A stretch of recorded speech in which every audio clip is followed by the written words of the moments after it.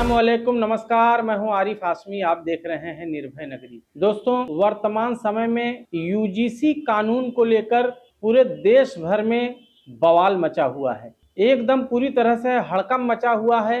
और ये हड़कंप कौन मचाया है, ये बवाल कौन कर रहा है, वो हम आपको बताएंगे। सबसे पहले तो मैं आप सबको ये बता दूं, यूजीसी कानून क्या है, इसका फुल फॉर्म क्या है, इसके मायने क्या थे, ये क्यों बनाया गया था। तो यूजीसी कानून यूनिवर्सिटी ग्रांट्स कमीशन विश्वविद्यालय अनुदान आयोग के नाम से एक कानून नवंबर 1956 में इसकी स्थापना की गई थी। 1956 में जातिगत भेदभाव को लेकर जो यूनिवर्सिटियों में, विश्वविद्यालयों में जातिगत भेदभाव चलते थे, जो बड़ी जातियों के लोग जो छोटी जाति के छात्रों को सताते थे, उन पर अत्याचार करते थे, उसको ध्यान में रखते हुए ये कानून अमल में लाया गया था। तो 1956 में इसकी स्थापना हुई, मगर बहुत ज्यादा चर्चे में यह कानून कभी आया नहीं। मगर 17 जनवरी 2016 को हैदराबाद सेंट्रल यूनिवर्सिटी के छात्र रहे रोहित वेमुला की मौत होती है और ये मामला सुप्रीम कोर्ट में जाता है। सुप्रीम कोर्ट ने इस मामले को संज्ञान में लेते हुए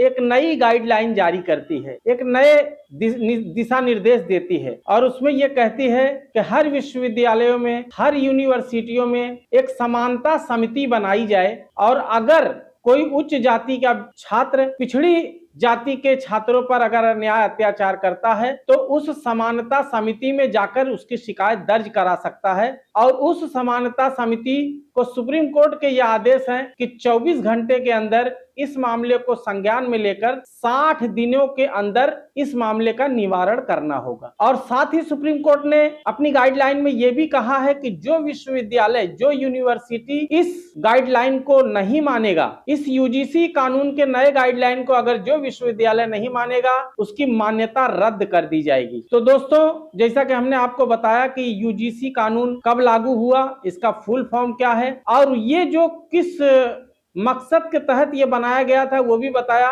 कि बहुत पहले से यूनिवर्सिटियों में, विश्वविद्यालयों में जात पात का मामला चला आ रहा है और उच्च जाति के छात्र निचली जाति के छात्रों को हमेशा से तंग करते रहे हैं। मगर सब लोग ऐसे नहीं होते थे। बहुत सारे सवर्ण समाज के बच्चे, छात्र जो होते थे बहुत अच्छे होते थे, आपस में मिलजुल कर, कोई छोटा नहीं बड़ा नहीं, सब आपस में मिलजुल कर खाते पीते थे। मगर उसमें कुछ लोग ऐसे होते थे जो ये भेदभाव रखते थे, तो उसी भेदभाव के खिलाफ ये कानून बनाया गया था। तो दोस्तों, अब सवाल यह उठता है कि नई गाइडलाइन को लेकर बवाल क्यों मचा हुआ है, कौन बवाल मचाया हुआ है। तो ये बवाल सवर्ण समाज, जो हमारे देश के जो सामान्य वर्ग है, खासकर ब्राह्मण, ठाकुर, श्रीवास्तव और मुसलमान समाज में जो शेख, सैयद, खान, पठान है, ये सामान्य वर्ग में आते हैं। ये सवर्ण समाज इन्हें कहा जाता है। तो ये जो है, जो सवर्ण समाज के खासकर युवा हैं, उन्होंने भाजपा सरकार को लाने में बहुत अहम भूमिका निभाई है। सरकार जब भी मुसलमानों के खिलाफ जब कोई बिल लाती थी, जैसे सीएए, एनआरसी का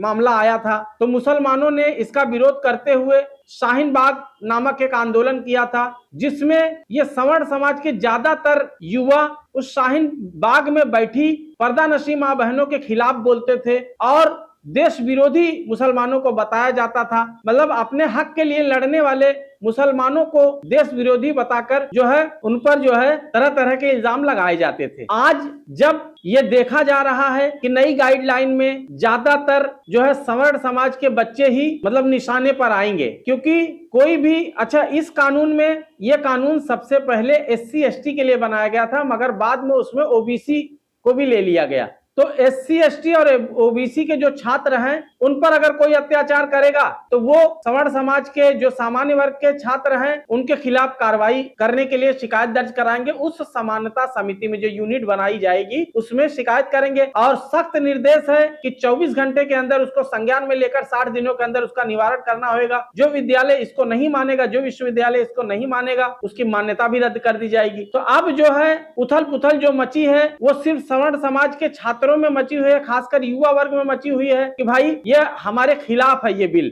अच्छा, इस बिल के बहुत सारे मकसद बताए जा रहे हैं दोस्तों, कि कुछ लोग इसे योगी जी से जोड़कर देख रहे हैं कि उत्तर प्रदेश में योगी सरकार, अभी विधानसभा चुनाव उत्तर प्रदेश में आने वाला है और जाहिर सी बात है कि सवर्ण समाज इस बिल से बहुत नाराज है और इसका असर जो है विधानसभा चुनाव में देखने को मिलेगा। तो मैं आपको बता रहा हूं कि कहीं न कहीं इसको भाजपा की शीर्ष नेतृत्व की एक साजिश भी मानी जा रही है कि अगर सवर्ण समाज जो वोट बैंक है भाजपा का, वो जो है इस बिल से नाराज होकर अगर वोट नहीं करेगा तो भाजपा की सरकार नहीं आएगी और योगी जी फिर से तीसरी बार मुख्यमंत्री नहीं बन पाएंगे। अगर वो तीसरी बार मुख्यमंत्री बन जाते हैं तो फिर उन्हें प्रधानमंत्री बनने से कोई रोक नहीं सकता। अब अगर वो प्रधानमंत्री के लाइन में खड़े होते हैं तो सबसे बड़ी चुभन, सबसे बड़ी तकलीफ अमित शाह को हो जाती है। तो तरह तरह की चर्चाओं का बाजार गर्म है कि इस बिल में जो नई गाइडलाइन है इसको 15 जनवरी 2026 से लागू कर दी गई है। तो ये इतने जल्दी इसको अमल में लाने का कई मकसद है